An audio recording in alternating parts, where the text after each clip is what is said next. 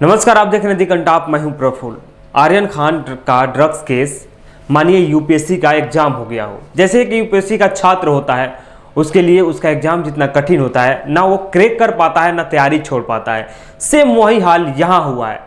यानी आर्यन खान को ना जमानत मिल पा रही है और ना समीर वानखेड़े की मुश्किलें कम हो रही है, या ना समीर वानखेड़े कहे तो केस की अच्छी तरीके से जांच कर पा रहे हैं, क्योंकि समीर वानखेड़े की ईमानदारी पर सवाल खड़े कर दिए गए हैं। समीर वानखेड़े के बारे में कहा जाता है कि समीर वानखेड़े एक ईमानदार ऑफिसर है और उनकी ईमानदारी के ढोल बजाए जा रहे थे, लेकिन अब खुद ही वो जांच के कटघरे में खड़े हो गए हैं। उनकी ईमानदारी कटघरे में लाके खड़ा कर दिया गया है और समीर वानखेड़े के खिलाफ जांच बैठा दी गई है। दिल्ली से एनसीबी के 5 अधिकारी मुंबई पहुंचे हैं, जिनका लीड उन्हीं के डिप्टी डायरेक्टर ज्ञानेश्वर सिंह कर रहे हैं। यानी समीर वानखेड़े के खिलाफ अब जांच शुरू हो गई है।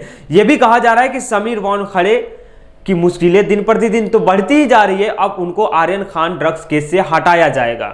यह सब क्यों हो रहा है, एक तस्वीर आपको दिखाता हूं, उसको देखिए, फिर उसके बाद हम अगली भी तस्वीर दिखाएंगे। उस तस्वीर में समीर वानखेड़े एक चेयर पे बैठे हैं और उनके पीछे जो महाशय महानुभाव खड़े हैं वो केपी गोस्वामी हैं।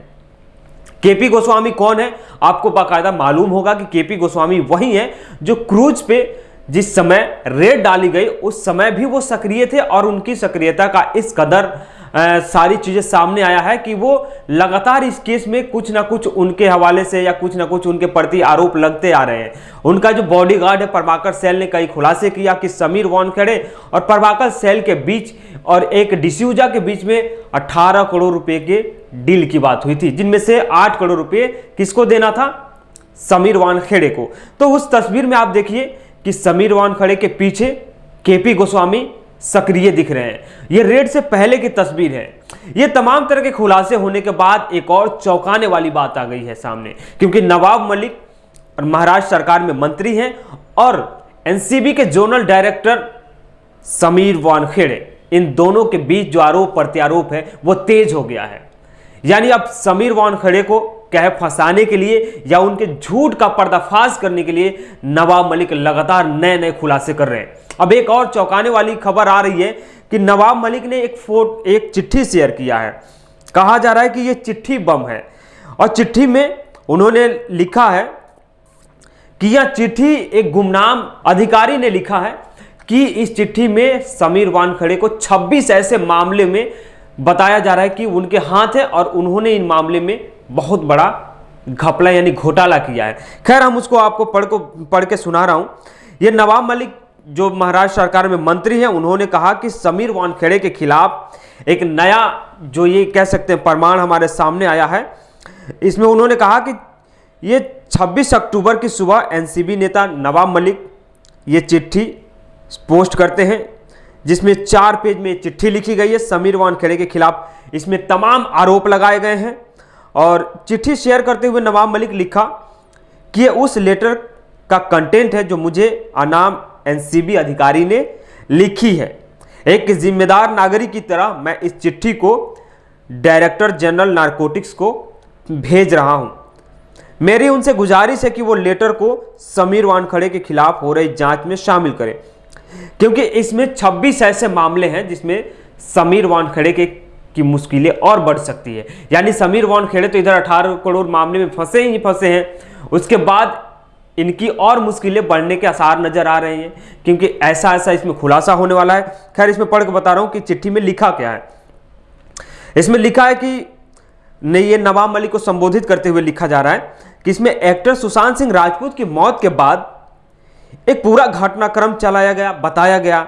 चिट्ठी में दिल्ली के पुलिस कमिश्नर राकेश अस्थाना से लेकर गृह मंत्री अमित शाह तक का जिक्र किया गया। अब सोचिए कि अभी जो दिल्ली में राकेश अस्थाना पुलिस कमिश्नर है, उनके बारे में भी इसमें खुलासा किया गया है, अमित शाह का नाम लिया गया है। यानी ये सुशांत सिंह मौत के बाद ये घटनाक्रम जो चलाया गया था, जिसमें रिया चक्रवर्ती से लेकर देविका पादुकोण तमाम एक्टर को कटघरे में खड़ा कर दिया गया था, उनसे पूछताछ की गई थी, जांच होने की बात की गई थी कि इसकी सीबीआई जांच करेगी, एनआईए जांच करेगी, और एनसीबी तो कर ही रही थी, लेकिन उसमें भी कुछ नहीं होता है। तो इसमें कहा जा रहा है कि इस चिट्ठी के हवाले से कि इसमें अमित शाह तक के नाम है। सोचिए, हमारे देश के गृह मंत्री को भी इसमें शामिल कर लिया गया है।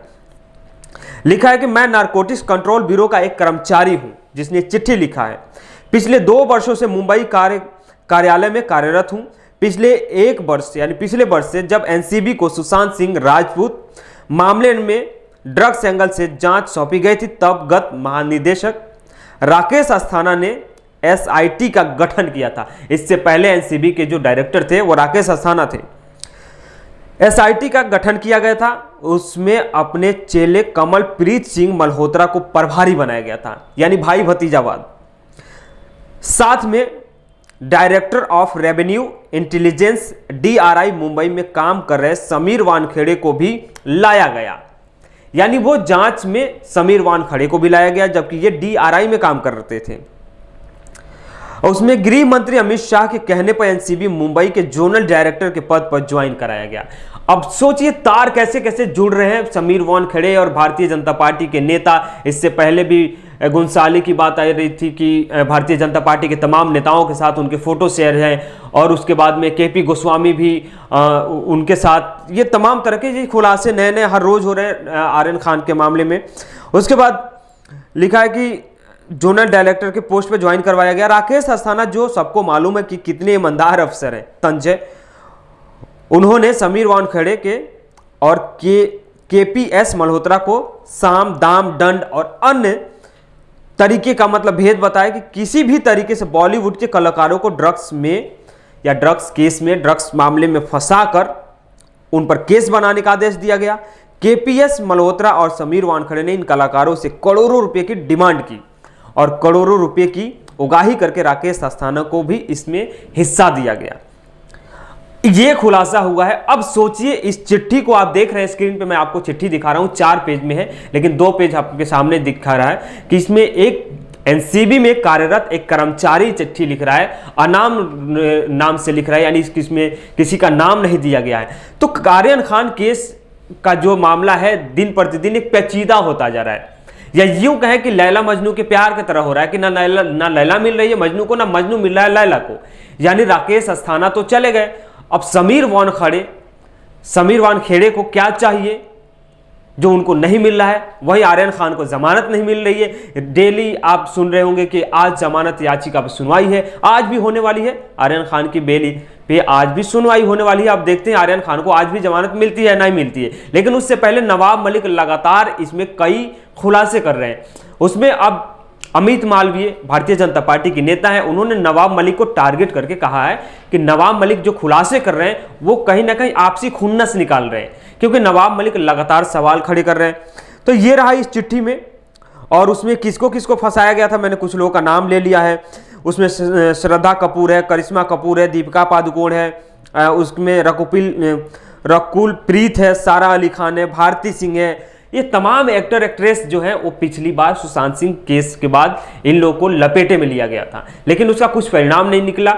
लेकिन ये चिट्ठी इस बात की गवाही दे रही है कि उस समय भी राकेश अस्थाना हो या समीर वानखेड़े हो, उन्होंने कुछ उगाही की यानी कमाई की, उनसे कुछ वसूली किया गया, जैसे 26 तरह के आरोप लगाए गए हैं। एक और नवाब मलिक ने एक और खुलासा किया है, उसी ड्रग्स जिस दिन मतलब एनसीबी रेड डालती है क्रूज पे, तो क्रूज पे रेड डालती है तो उसमें 2 इंटरनेशनल माफिया जो होते हैं और उनकी एक इन्होंने लिखा है कि उनकी मासूका, लेकिन उनकी गर्लफ्रेंड होती है, वो भी उसमें मौजूद रहते हैं। लेकिन समीर वानखेड़े उनको गिरफ्तार क्यों नहीं करते हैं, ये नवाब मलिक का आरोप है।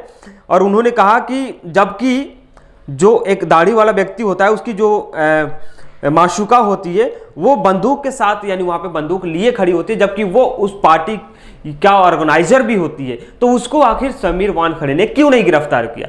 तो इस तरीके से लगातार समीर वानखेड़े के लिए मुश्किल की घड़ी नजर आ रही है। समीर वानखेड़े के ईमानदारी का जो ढोल बजाया जा रहा था वो ईमानदारी अब उनके खतरे में पड़ गई है। अब देखना यही दिलचस्प होगा कि एनसीबी समीर वानखेड़े के साथ क्या करती है, क्या उनके साथ जांच पड़ताल में पाए जाते हैं, जबकि समीर वानखेड़े इन सारे आरोपों से निराधार बता रहे हैं और आरोपों को खारिज कर रहे हैं, कहीं कि ये बेबुनियाद है, मेरा इसमें कहीं कोई हाथ नहीं है, क्योंकि वो खुद को अपने आप को ईमानदार ऑफिसर और कहते हैं कि मैं ईमानदारी से काम करता हूं, इसीलिए लोग मुझसे पर्सनली अपना जो एक दुश्मनी है वो साध रहे हैं। तो खैर देखते रहिए आर्यन खान ड्रग्स केस का मामला कब तक चलता है, कहां तक चलता है, क्या होता है, क्योंकि बड़ा इंटरेस्टिंग केस है दोस्त। आप देख रहे होंगे ना, मैं 2 हवाला दिया कि वही लैला मजनू और यूपीएससी के एग्जाम की तरह हो गया है कि ना क्लियर कर पा रहे हैं और ना तैयारी छोड़ पा रहे हैं, और वही ना लैला मजनू को मिल रही है ना मजनू लैला को मिल रहे हैं, दोनों लेकिन एक दूसरे से प्यार कर रहे हैं और दोनों मिलने की कोशिश भी कर रहे हैं। तो यही हाल है यहाँ पे भी। खैर, अगर हमारे चैनल को आप देख रहे हैं, अगर अभी तक लाइक नहीं किए तो लाइक कीजिए, सब्सक्राइब नहीं किए तो सब्सक्राइब कीजिए, बेल आइकन दबाइए, और फेसबुक पे देख रहे हैं तो फॉलो कीजिए।